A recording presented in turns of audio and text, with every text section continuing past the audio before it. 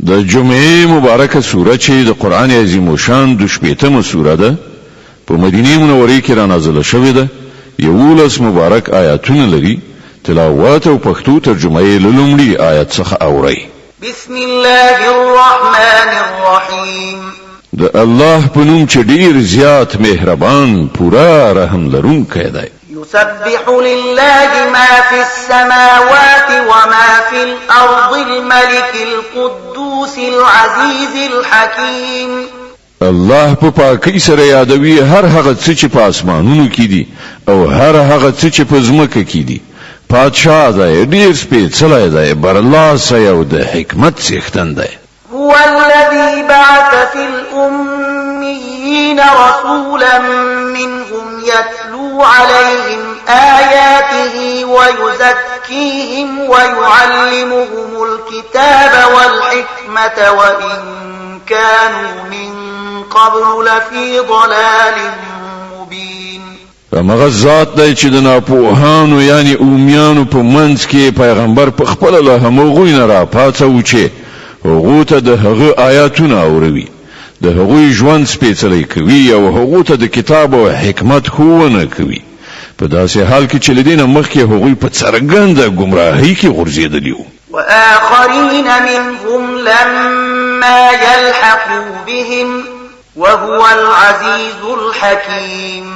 او دغه پیغمبر بعثت د هغو نور خلکو لپاره هم دی چې لا تر اوسه له هغو سره نه دی او ځای شوي. الله برلاسی او د حکمت څښتن دی. ذلك فضل الله يؤتيه من يشاء والله ذو الفضل العظيم. دا د هغه فضل دی چاته چې خوښه شي ورکوي او هغه ستر لورونکی دی. مثل الذين حملوا التوراة ثم لم يحملوها كمثل الحمار يحمل أسفارا بئس مثل القوم الذين كذبوا بآيات الله والله لا يهدي القوم الظالمين. کوم کسان چې د تورات حامل ګرځول شوي وو خو هغوی د هغه پیټه پورته نه کړ، د هغو مثال د هغه خر په څیر دی چې په هغه باندې کتابونه بار کړی شوي وي. لدینه هم ډیر بد مثال دی د هغو خلکو چې د الله آیاتونه دروغ ګڼلي. دغه چې ظالمانو ته الله هدایت نه کوي.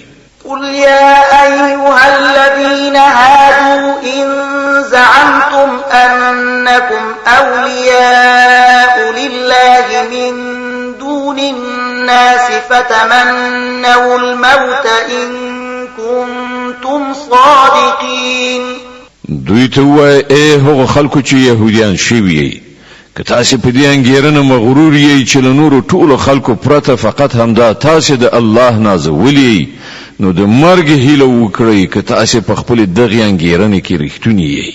ولا يتمنونه أبدا بما قدمت أيديهم والله عليم بالظالمين. خو دوی به هیڅ کله د هغه هیله ونه کړي د خپل کړو له عمله چې دوی کړی دي او الله دغه ظالمان ښه پیژني.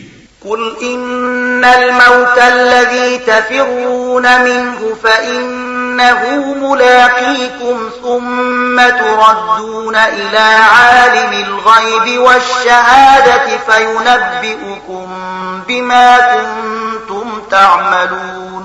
دوی ته وویل کوم مرګ نه چې تاسو تښتئ هغه تاسو ته راتلونکی دی، بیا به تاسو د هغه ذات حضور ته وړاندې شئ چې په پټ او ښکاره باندې پوهېدونکی دی او هغه به تاسو ته وښیي چې تاسو څه کول.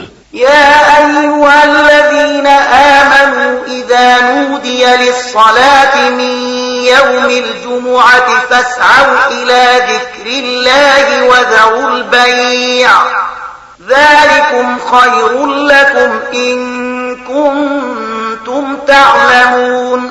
ای مؤمنانو کله چې د جمعې په ورځ د لمانځه لپاره ندا یعنی اذان وشي نو د الله د ذکر یعنی لمانځه خواته وزغلی او پیرل پلورل یعنی اخیستل خرڅول پرېږدئ.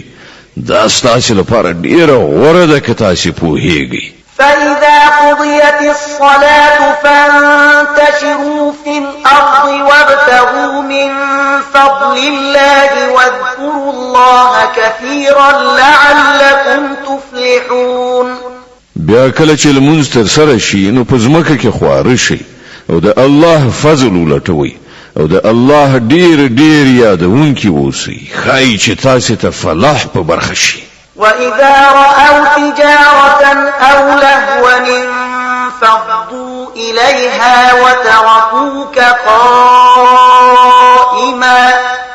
قل ما عند الله خير من اللهو ومن التجارة والله خير الرازقين. او کله چې دوی سوداګری او لوب ننداره کېدونکي ولیدله نو د هغې خواته وخوځېدل او تې ولاړ پرېښودلې. دوی ته وویل الله سره چې څه دي هغه له لوبې نندارې او سوداګرۍ نه غوره دي او الله تر ټولو ښه روزي رسان دی.